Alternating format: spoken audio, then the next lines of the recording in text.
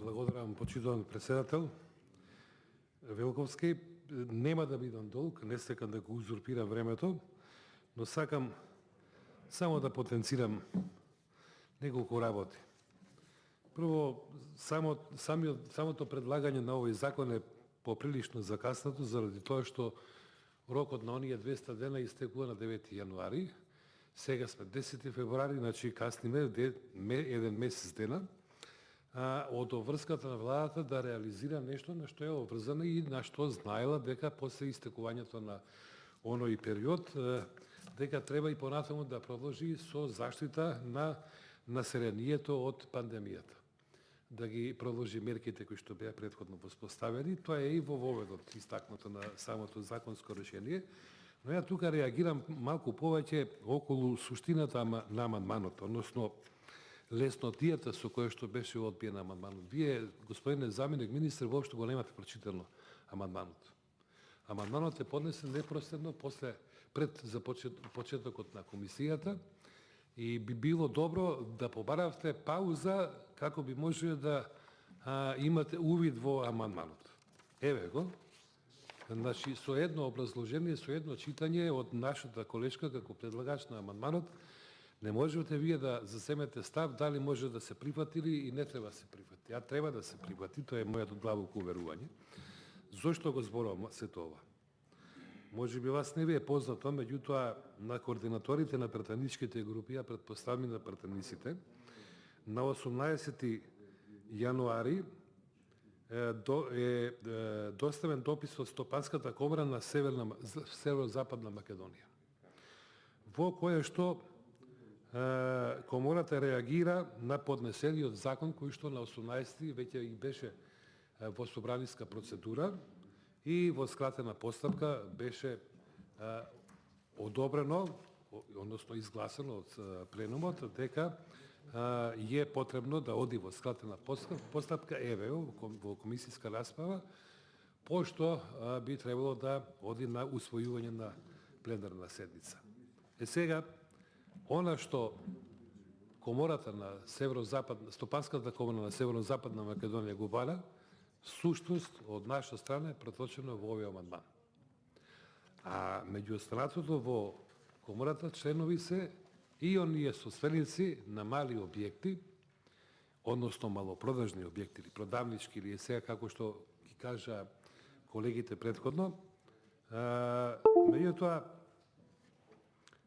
еве, во членот 30а, алинеја 1, 2, 2, да обезбеди редар или вработено лице во својство на редар кога бројот на потрошувачи во објектот ќе достигне број на лица утврден со ставот 3 од овој член.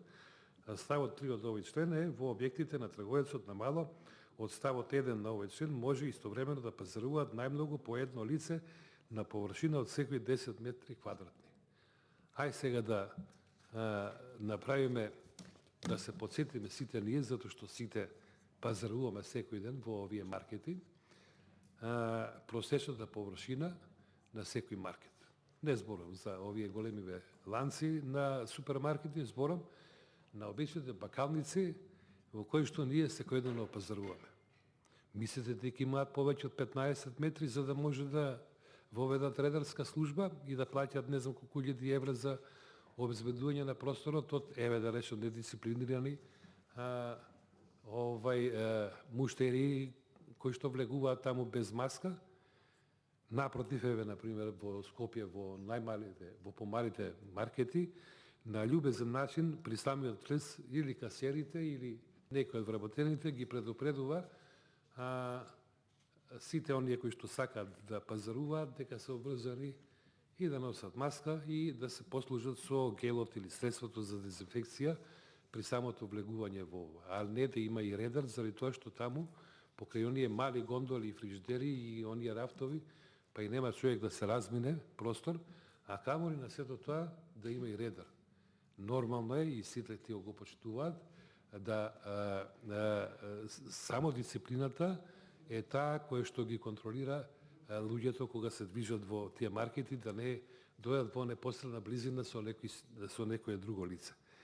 Сега, целта на владата е да се глобат малопродажните објекти или да ги оставиме да функционираат. Еве, од Стопанската комора на Северозападна Македонија имаат конкретен допис до собранието. Ние во склоп на нашата претедничка група го прочитавме. Во најголем дел се согласивме со сите предложени нешта во нивниот допис и врз основа на содржината од нивниот допис, дополнителните разговори кои што ги имавме, го изработивме овој амандман со кој што и на малите стопанственици, ама пред се и на владата, а воедно и на јавноста, на граѓаните, сакаме да им помогнеме прво да има поголема заштита во справување со пандемијата, второ, малостопанствениците да се чувствуваат заштитени, дека некој внимава на нив и дека не ги оптеретува со дополнителни драконски казни, и трето, да помогнеме еве и на владата да преку овој амандман донесе едно компромисно законско решение кој што ќе биде на крај на краишната во интерес на сите. Сега не знам дали, пошто се изјаси веќе представникот на владата дека го одбива амандманот, сепак јас би оставил простор, уште еднаш, доколку е можно, да го прочита, да го изанализира и да даде одговор на